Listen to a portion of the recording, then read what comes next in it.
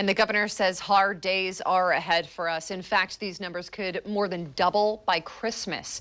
Fortunately for other families, there are some signs that hope is on the way. Today, the governor also announced roughly 100,000 doses of the vaccine will head to the state of Oregon in the first round of deliveries.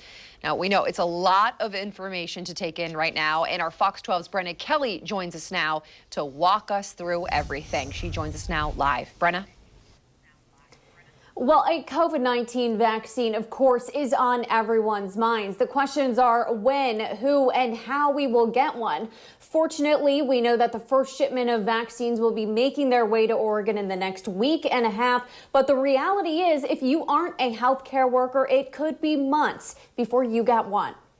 We are not out of this crisis yet. The governor, joined by state health leaders, warns Oregonians just because a vaccine is on the horizon doesn't mean we can let our guards down. We just need you to hold on a little bit longer because hope is on the way.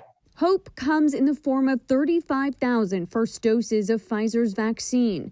They'll ship on December 15th to Oregon if the FDA grants them emergency use approval 5 days earlier. On December 22nd, Pfizer will send 41,000 more first doses. Also on the 22nd, Moderna will ship 72,000 doses of their version to Oregon, pending their approval on the 17th.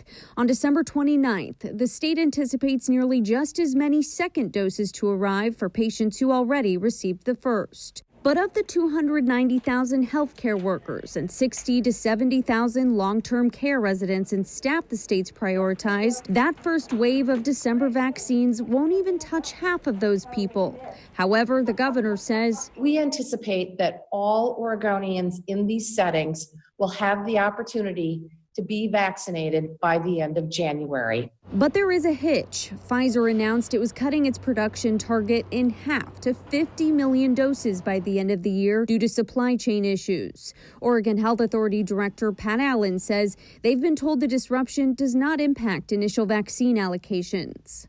But I guess it's only fair at this point in the pandemic to point out that pretty much every single number of things we've been told to expect, whether it's PPE or tests or anything else, has ultimately very, very frequently not been an accurate number. I think they've often been more aspirational. I also asked OHA Director Pat Allen whether they would be recommending any particular vaccine version over another. He said no, that the FDA would make that guidance if it's necessary. Reporting live in Portland tonight, BRENNA Kelly, Fox 12 Oregon.